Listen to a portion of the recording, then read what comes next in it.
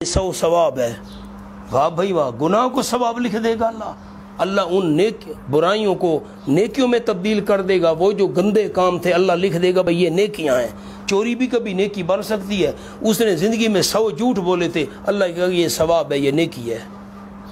इश्काल समझ आया कि नहीं आया? जिस बंदे ने शिरक से तौबा की, मुवहिद बन गया, अल्लाह उसके गुनाहों को नेकियों में तब्दील कर देगा। इसका क्या मतलब है? इसका क्या मतलब है? ये मतलब कतन नहीं है, ख्याल करना। लिखे हुए 100 गुनाह, इसने चोरी की, बुरा काम किया, कत्ल किया, झूठ बोला, गीबत की, 100 गुनाह। अल्लाह कहेगा इनको नेकियां बना दो, ये नेकियां हैं। अब ये झूठ भी नेकी बन सकता है, गीबत भी नेकी बन सकती है, बुरा काम भी नेकी हो सकता है। क्या मतलब है आयत का? सामने लिखो, जुमले 2 लिखवाता हूँ। हुन इश्काल समझ आया कि नहीं आया? हाँ। नंबर 1, पहले बवजह शिरक, जल्दी करो जल्दी, पहले बवजह शिरक नेकियां बर्बाद थी। पहले बवजह शिरक नेकियां बर्बाद थी।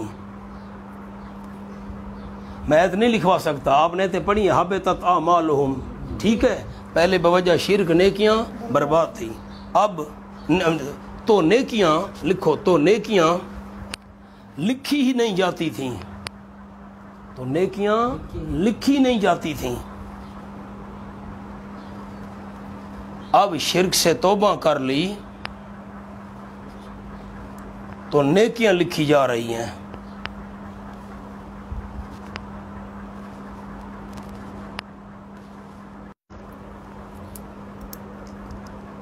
उतना बढ़ा कर लिखा जाएगा।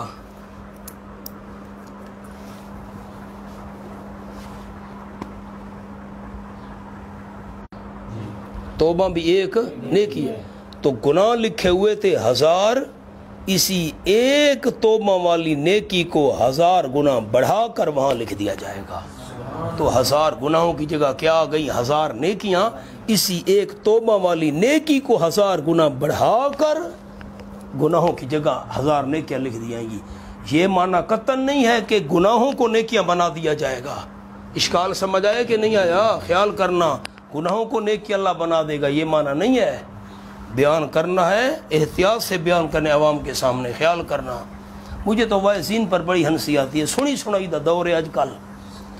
बहुत पुरानी बात है, मैं उस वक्त डेर इस्माइल खान में होता था। एक कारी साहब थे, वो आलिम नहीं थे, उन्होंने बयान किया कि आप सल्लल्लाहु अलैहि वसल्लम पर 3 सवाल किए थे मक्के वालों ने। मैं सच्ची बात कह रहा हूँ, मैं नाम नहीं लेता, हमारे डेर इस्माइल खान की बात है।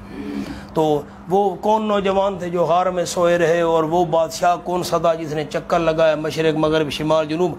रूह की हकीकत क्या है? आखिर दावाना अल्हम्दुलिल्लाह। एक पश्तून बैठा था, पश्तून, उसने कहा खो जवाब बताओ। अब कारी साहब को जवाब नहीं आते थे।